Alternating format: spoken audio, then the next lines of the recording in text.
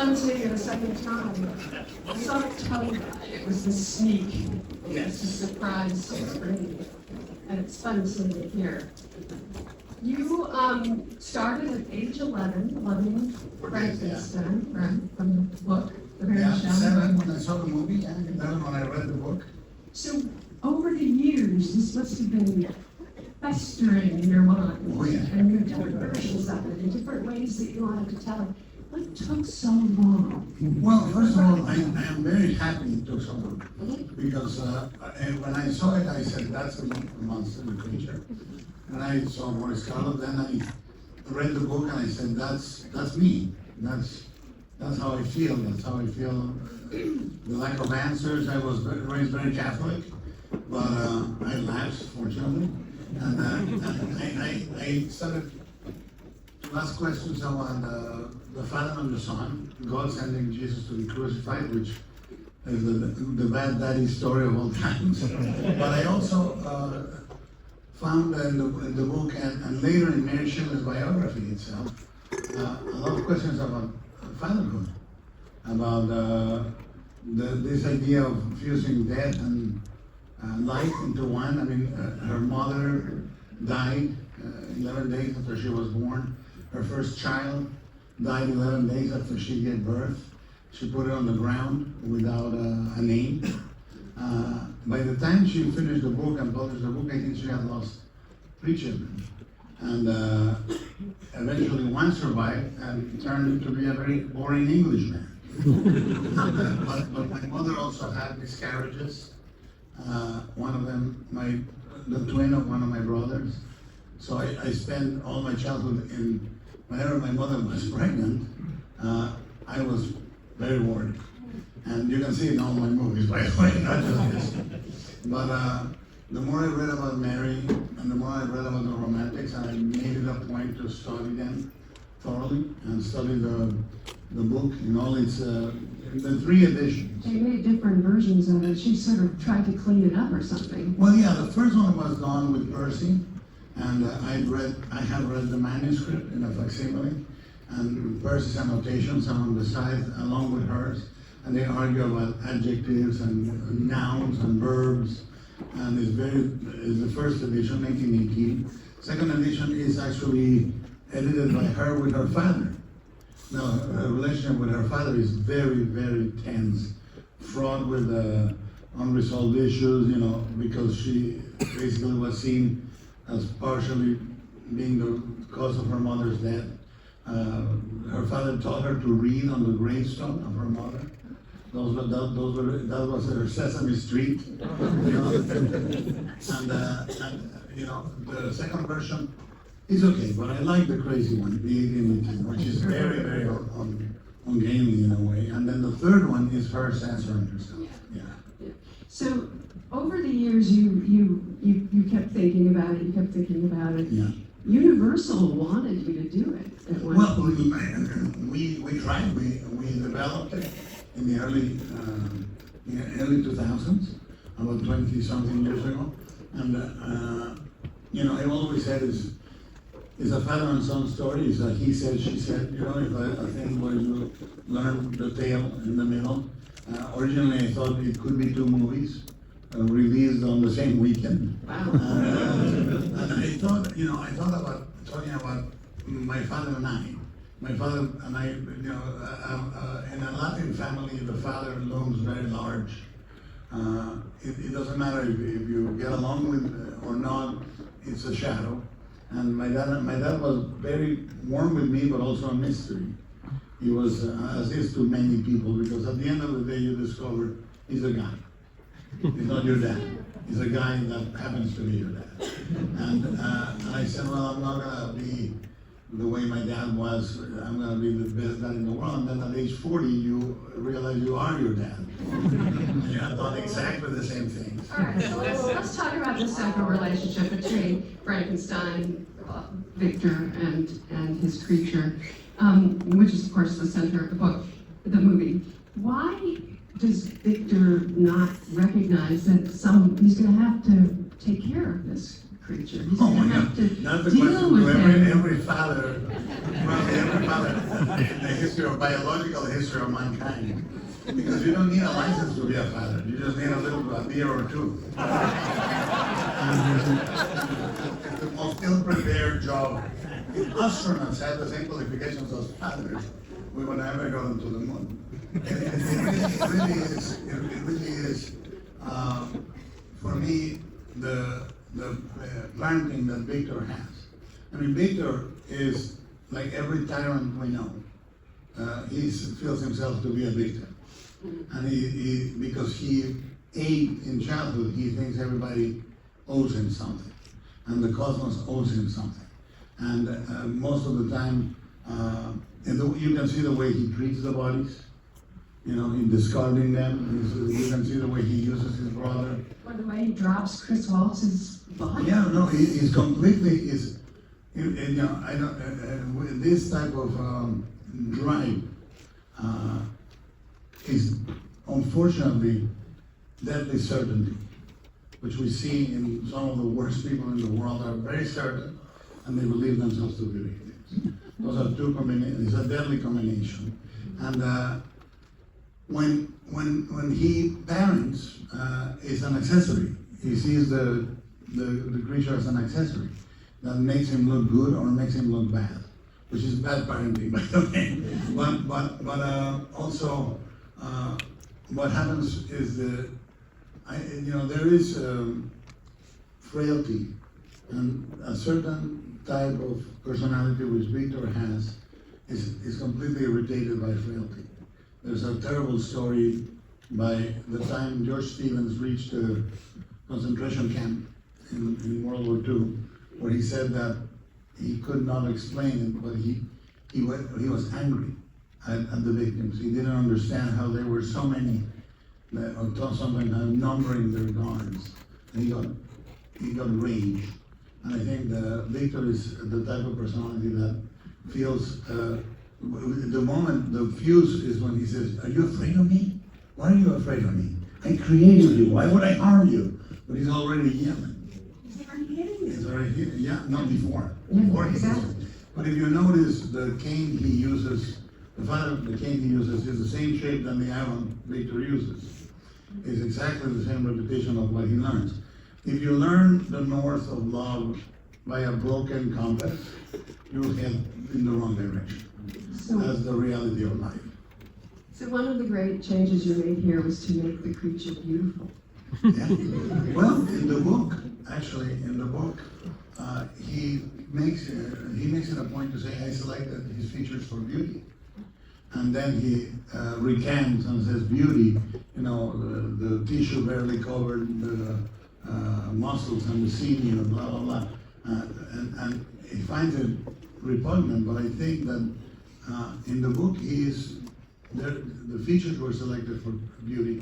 And I think the beauty is in the innocence. What I tried to make him was to make him feel newly minted. Like the essence of a human, because this guy has been wanting to do this for 20 years or more. Now, he builds it, and the sequence where he builds it is a joyous one. He wants it to, he's not building a station wagon, he's building a Lamborghini. He's gonna make it so the patterns on the body follow the patterns of phrenology on the head, and anatomy, and sort of you see why he needed to access the bones and all that, but it's, you know, the same that you follow the process through the half body, then the waxes in his anatomical studio, and then this. And I think that what the creature needs to feel is a blank. It's a blank, so that he can empty everything into him. The movie uses the mirrors to indicate that they are one single entity. Before he has a creature, Victor's in the bathroom with reflections of himself. Once he has a creature, they are both in the mirror the whole time. When he talks to Elizabeth, he's alone again. When the creature comes back, he is together with the creature again. So the tragedy of a father and a son, or any parent and a child, is they meet each other. They give each other meaning, but we don't understand it until sometimes it's too late. Unfortunately for some of us, we understand it earlier than that. So in the course of putting this movie together, you finally do get it together at Netflix. You lost Andrew Garfield Yeah, very late in the day. yeah, 9 weeks yeah, before. we had the two strikes consecutive, and the days didn't match, and there was 9 weeks left before we started. And you know, I learned through 3 decades of film directing that when something happens, it's actually the movie telling you what it needs. And you prep for 9 months obsessively, and then any accident that happens is telling you, oh, it's better if you do this other thing. And I said, don't worry, we're gonna get a miracle. And the miracle is Jacob Elordi.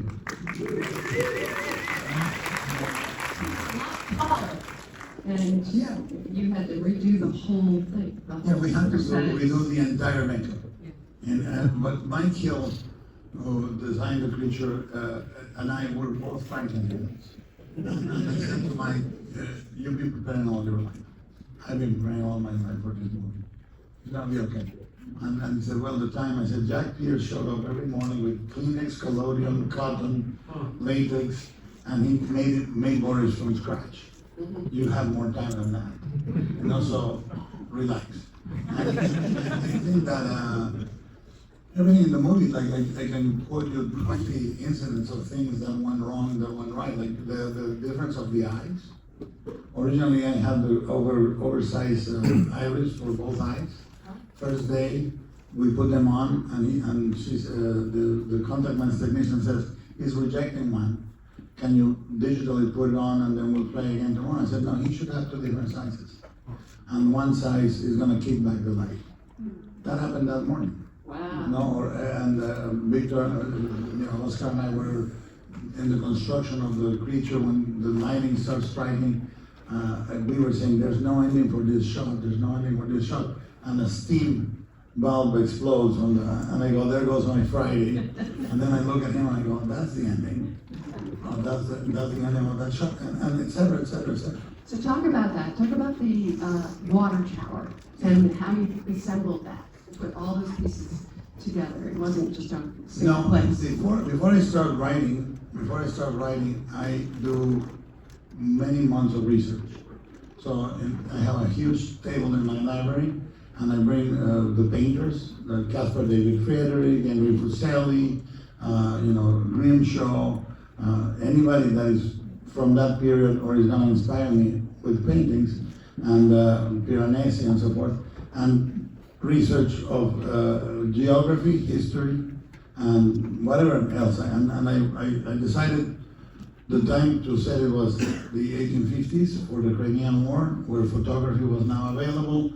We are 7 years before the first fuel engine is available to the public, but people are experimenting, blah, blah, blah. And amongst all those things, I noticed that the perfect building for the lab was a water tower, because it's open, you know, for the piping, and you have height for siphoning, you have chambers to keep the creature, which are the cistern, you know, and in the north of Africa, the south of Europe, the symbol of Medusa is used in the cisterns and the water.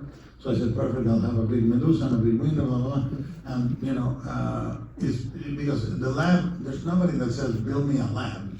You have to find a You build. had to figure it out. Yes, figure it out. So many of those towers were public works, huge amounts of money, very ornate. And I said, that's it. And then we were scouting in Scotland, and Guy Davis, my right-hand concept designer, he saw the monument for William Wallace, for Braveheart. That tower is actually the monument for Braveheart. That's what he got for being portrayed by English. That tower, a phallic building in the middle of the country. But it's a lot smaller than the one in Scotland. We went big. It's like 5 different sets though, right? Oh yeah, everything is the cisterns, 2 of them, the staircase, the tower, and the top is another 2. And then you have to do them abandon, renovated and dilapidated after the explosion. So everything you see in the movie is in the great majority real. The ship is full scale. The ship is full scale with motors. When the creature pushes it pushes the ship with all the sailors on top. There's not a single shot. Built that in Toronto? We built it in the parking lot of the studio. You've been there before. Oh yeah, I've been there for 15 years, and every shot of the ship is a real ship. And we put ice here and there, but even the ice, we created a method to create the layers of ice, which is we do a solid, a vacuum form, and a solid, and it looks like it's translucent.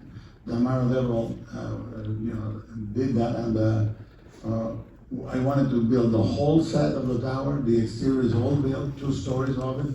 I went to the north of Canada, we went to Scotland, we went to London. I didn't want to use volumetric screens and LED and all that shit. I wanted the movie to feel like an opera, and people to understand that hundreds of people worked for it. All the fabric that you see was loomed in our looms. We made it. We printed it, we aged it, we ombreed it, we painted it. We didn't buy rolls of fabric, we made the fabric. Costumes are extraordinary. Yeah. Really.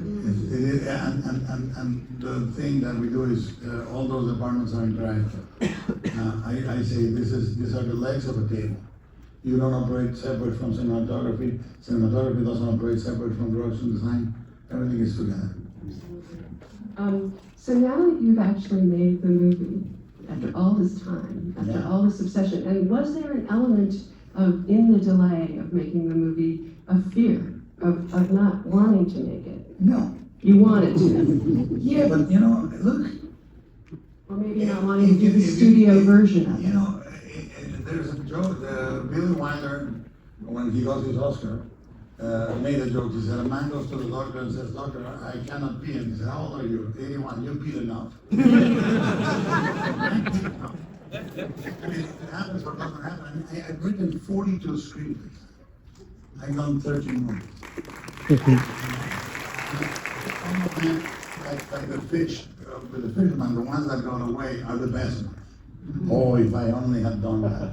So, the philosophy for me is life resolves itself. And it's great that I made it. This is my Mount Everest for me. This is what I've been aiming for all my life, studied all my life.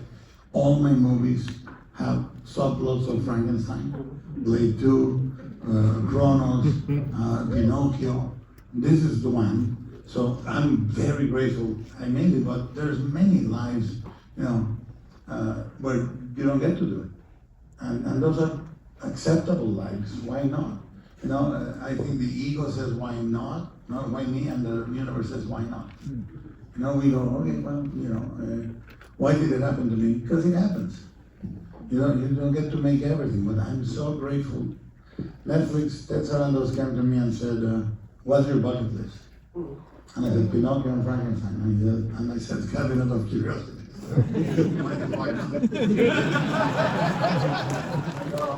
And I wasn't about to combat this. There's still time.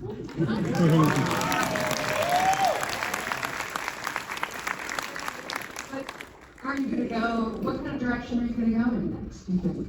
Well, when I had dinner with David Cronenberg when he turned 74, he said to me, Guillermo, you have to scare yourself into staying young.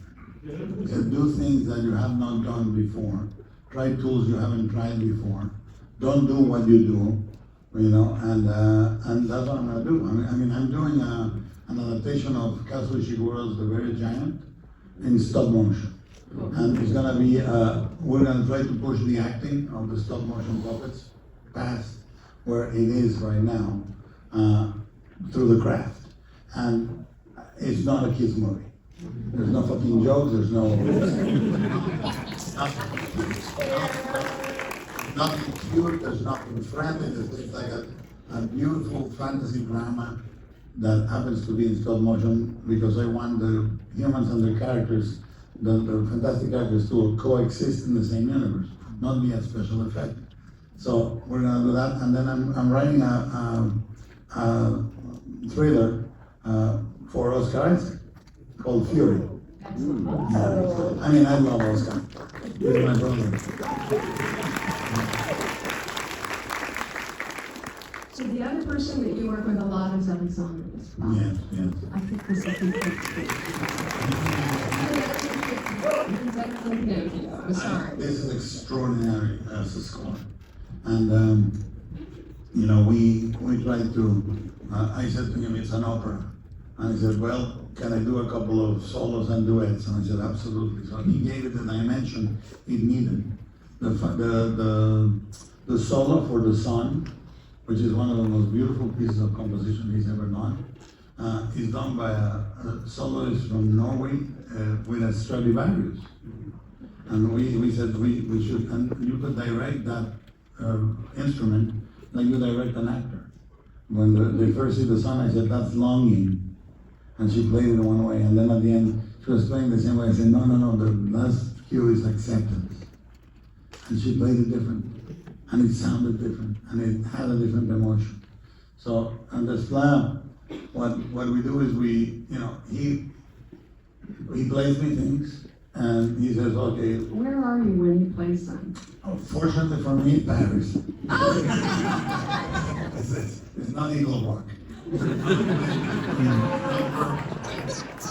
gotta go to Paris. The greatest thing is when I first started working in LA, I owed so much money from Kronos, and the best thing in the world, I was in the Universal Sheraton, and I could order room service burgers. The student would pay for my burgers, fools! The equivalent is, I gotta go to Paris to work with this class. I got there, and the best part of working with this class, he says, come early in the morning, 9, and in 2-3 hours, we're done. And I'm still in Paris. I'm in fucking heaven. Congratulations. Oh, why? It's over? She's giving me the sign. No, Come on. Want more? Let's go 10 minutes more. Yeah!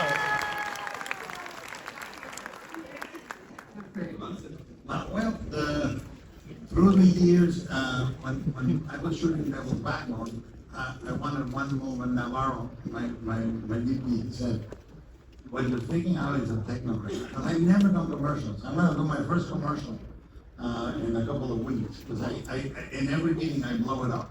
And they start saying, I go, thank you, goodbye. But he said, you should practice with the techno. And then on Blade 2, I started practicing with the techno. And Tell everybody what it is. the techno is like a telescopic crane, and you can undermount and overmount the crane, the camera. And if you make the sets accessible, you basically have the most amazing tool to move like a Steadicam almost, but it's so much more elegant. And every movie I practice more and more and more until it became my style, And this is the last movie I shoot with a techno.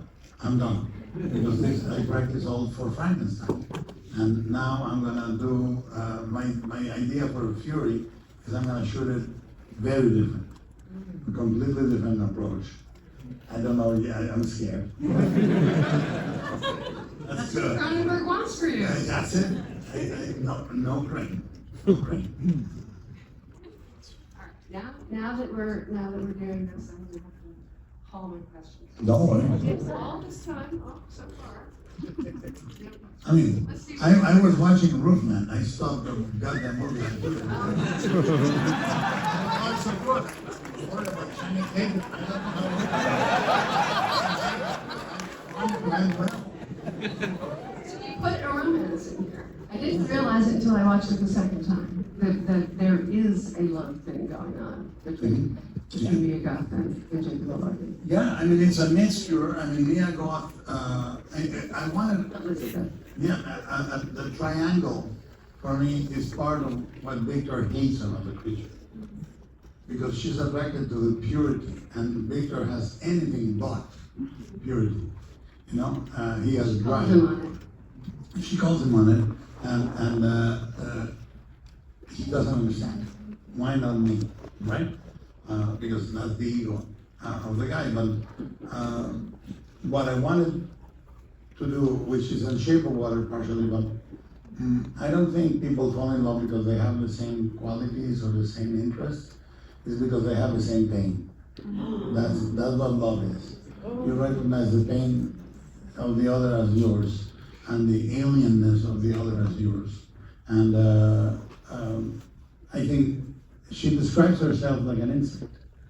Says, beautiful creature, remote and beautiful, but also alien, because she doesn't belong to what people think she should be, which is many of us. And when she sees the creature, also she's coming from the convent, and there was a sequence I took out where she is praying in front of a life-size Jesus that was the same Jesus that was in my childhood, in my church. We photographed it, we reproduced it, and she touches the wound on the side, and to me, there's that. She sees something otherworldly that is alive. She saw the body in Victor's room, she knows what he wants to do, but this is something different. There's purity. There's an essence of alienness and innocence, and she studies insects. She says, I am interested in things that are beyond the vulgar, and he is that. So they instantly recognize their essence. And then for me, she sees a miracle in him, which is, I think, what love is a miracle. And as close as we can get, as close as we can get touching the divine, and it's real. People have a lot easier time believing in hatred, but I think love is real. I think it moves the world. And sometimes stops it. Like me with that second page. Go back. I'm gonna let you go back and watch your movie. I'll tell you how it ends. Now he's in Toys R Us with Peter Dinklage. Thank you, guys.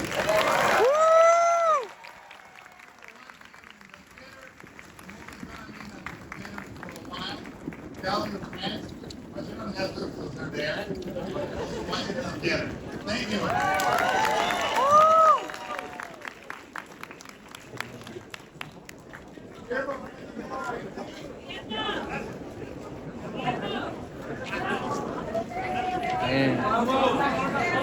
are you doing? I feel like we gotta go up there like Oh my God. I'm gonna say something.